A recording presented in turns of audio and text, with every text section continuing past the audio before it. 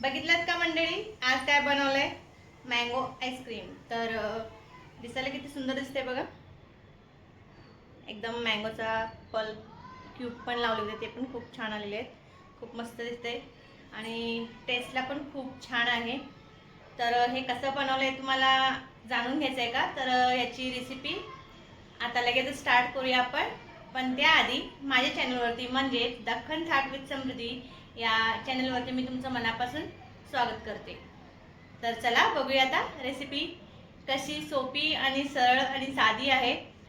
काही जास्त मेहनत नाही, जास्त साहित्य लागत नाही. मोजक्या साहित्यामध्ये खूप छान अप्रतिम, मार्केटपेक्षाही खूप छान आईस्क्रीम बनून आपलं तयार होतं.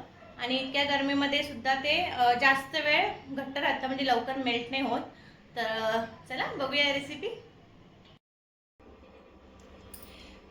तर आता मँगो आईस्क्रीमसाठी ते आंबे घेतलेले आहेत. हे 2 आंबे आहेत, ज्याचे मी आता प्युरी करून घेईल. आणि हा एक आंबा आहे, त्याचं मी क्यूब करणार आहे, कारण आईस्क्रीमच्या मध्ये मला क्यूब टाकायचे आहेत, म्हणून ह्या एका आंब्याचे मी काय करणार आहे, क्यूब करणार आहे.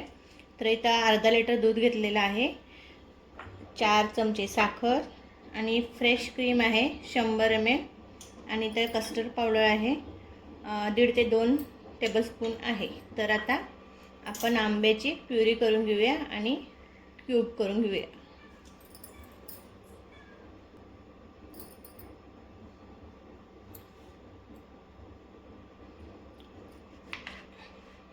आंबा जर तुमचा गोड असेल तर तुम्हाला साखरसुद्धा कमी लागेल. तर तुमच्यावर डिपेंड आहे की आंबा तुमचा किती गोड आहे त्यावर. आणि आता आंब्याचा सीझन चालू आहे, तर आईस्क्रीम जर बनतच नाही का बाहेरचं विकत आणण्यापेक्षा हेल्दी पण घरच्या घरी बनवलेलं, आणि मुलांना पण खूप आवडतं मँगो आईस्क्रीम. आणि आता त्यांच्या सुट्ट्या पण चालू आहेत, तर एकदा तुम्ही नक्की ट्राय करून बघा. मस्त एका बाजूने कापून घ्या, दुसऱ्या साईडने. नंतर ह्या आंब्यामध्ये अशा लाईन पाडा, जेणेकरून आपला आंब्याचा हा पल्प आहे ना पूर्ण आपल्याला यूज करता येईल आणि सालीला अजिबात चिकटणार नाही तुम्ही जर असं केलात तर.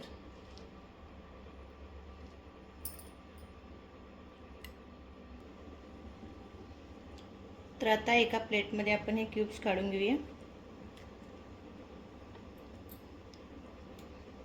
तुम्ही कोणताही इथं आंबा यूज करू शकता, हापूस, केशर, खूप मस्त मस्त प्रकारचे मार्केटमध्ये आता आंबे अवेलेबल आहेत, तुम्ही कोणताही घेऊ शकता.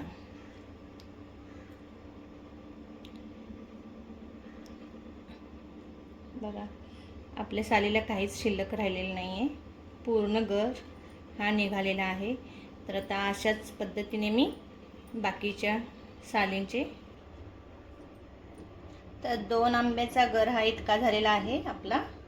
आणि हा क्यूबमध्ये कट केला आहे मी. हा क्यूब घालूया आपण आईस्क्रीममध्ये, आणि ह्याचा आता आपण काय करूया, प्युरी करून घेऊया. आणि ह्या कस्टर्ड पावडरमध्ये 4 ते 5 चमचे दूध घालायचं आहे आणि हे मिक्स करून घ्यायचं व्यवस्थित. आणि आता हे कढईमध्ये जे दूध आहे ते आपण गॅसवर ठेवूया. किंवा ही कस्टर्ड पावडर आपल्याला मिक्स करायची असेल तर असं एका बाउलमध्ये पावडर घ्यायची आणि त्याच्यामध्ये थंड दूध घालायचं आहे आणि असं व्यवस्थित मिक्स करायचं आहे. कोणतीही गाठ ह्याच्यामध्ये असली कामा नये, नाहीतर मग आपल्या पूर्ण जो काही तुम्ही स्वीट डिश बनवत असाल त्याच्यामध्ये पूर्ण गाठी गाठी होतात. तर असं पूर्ण हे व्यवस्थित मिक्स करून घ्यायचं आहे.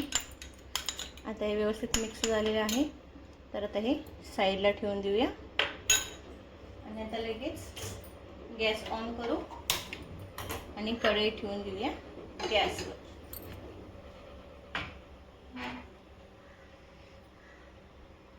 दूध ठेवलेलं आहे कढईमध्ये, तर आपण काय करूया, साखर टाकून घेऊया आणि वितळेपर्यंत हलवत राहायचं आहे. साखर वितळायला इतका जास्त वेळ नाही लागत आपल्याला, 2 ते 3 मिनिट लागतात. मग वितळल्यानंतर कस्टर्ड पावडरचं जे दूध आपण तयार केले ते घालून घेऊया आणि मग गॅस बंद करून घेऊ.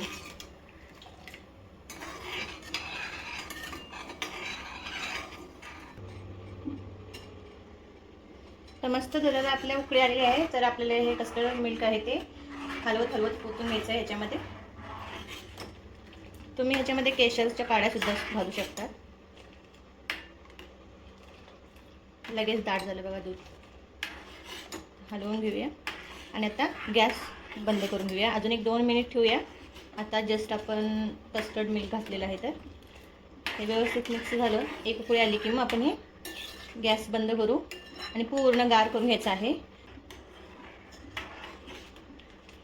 क्रीमी टेक्स्चर आले नाही का. आता गॅस करूया बंद. तोपर्यंत आपण मँगोची प्युरी करून घेऊयात. ही मिक्सरमध्ये घालून वाटून घेऊया. आणि मिक्सरमध्ये वाटताना एक टीप आहे इथे लक्षात ठेवा तुम्ही, की एकदम फास्ट नाही फिरवायचे, नाहीतर मग हा मँगो पल्प आहे तो पूर्ण काळा पडून जातो. हळूहळू एक 2 ते 3 सेकंदच फक्त आपल्याला वाटून घ्यायचं आहे.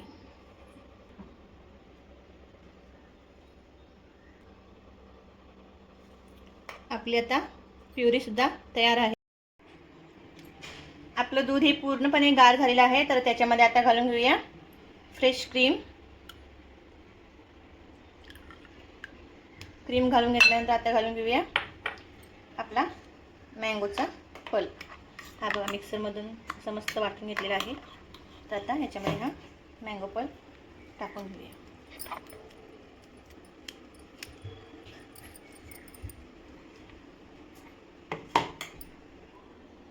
जर तुमच्याकडे असं बीटर नसेल तर तुम्ही मिक्सरमध्ये सुद्धा मिक्स करून घेऊ शकता. मिक्सरमध्ये 15 ते 20 सेकंदमध्ये फिरवून घ्या, मिक्स होऊन जातं. आणि असं जर तुमच्याकडे बीटर असेल तर 2 ते 3 मिनिटमध्ये ह्याला बीट करू शकता तुम्ही. तर आता मी बीटरचा यूज करणार आहे.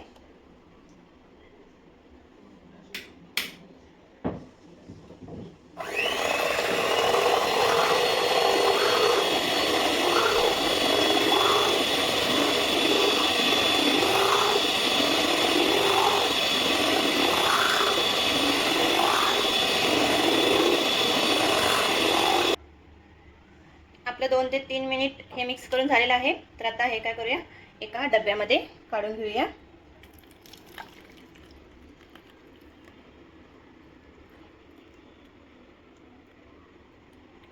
मी असा एक डबा घेतलेला आहे जो आईस्क्रीमचाच आहे. त्याच्यामध्ये काय करते, आपले हे मँगोचे क्यूब टाकते.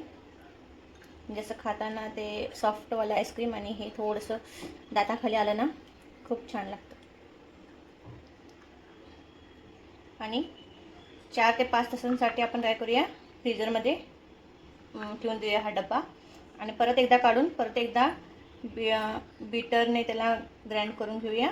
आणि मग परत एक 7 ते 8 तासांसाठी फ्रीज करून घेऊया. मग आपला आईस्क्रीम तयार आहे. त्याला झाकण लावून फ्रीजरमध्ये मी ठेवते. आपलं मँगो आईस्क्रीम पूर्ण आता तयार आहे. किती छान दिसते बघा, पूर्ण सेट झालेलं आहे. तर आता चेक करून बघूया आपण.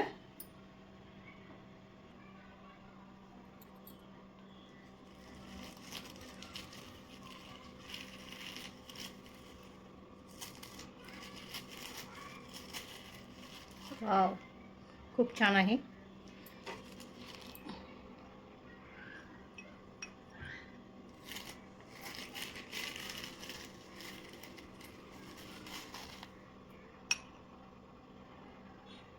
मस्त टेक्स्चर आलेला आहे.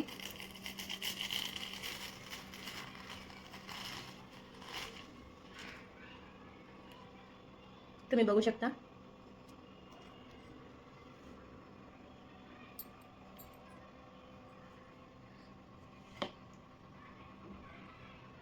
मस्त आहे खूप. आता हे टेस्टसुद्धा करून मी तुम्हाला सांगते कसं बनलेलं आहे आपला आईस्क्रीम. आणि ह्या पद्धतीने बनवा, खूप छान लागतं आणि खूप इझी आहे. तुम्ही नक्की ट्राय करा. बघितलं किती साधी होती की नाही आजची रेसिपी. मँगो आईस्क्रीम खूप छान लागते, टेस्टला खूप अप्रतिम लागते. तुम्ही नक्की ट्राय करा आणि आपल्या मुलांनाही द्या. आता सुट्ट्या चालू आहेत, आता थोड्याच दिवसात मुलांची स्कूलसुद्धा चालू होतील. पण त्याआधी ह्या मँगो सीझनमध्ये मँगो आईस्क्रीम करून मुलांना खायला द्या, स्वतःही खा, सगळ्यांना खायला द्या. इतकी सोपी साधी सरळ होती ना आजची रेसिपी. तर नक्की ट्राय करा आणि व्हिडिओ स्किप न करता बघितला त्याबद्दल थँक्यू. आणि अशाच नवनवीन रेसिपीसाठी माझ्या चॅनलला लाईक करा, शेअर करा, कमेंट करा आणि सबस्क्राईब करायला विसरू नका. पुन्हा भेटू नेक्स्ट रेसिपीमध्ये. तोपर्यंत नमस्कार, धन्यवाद.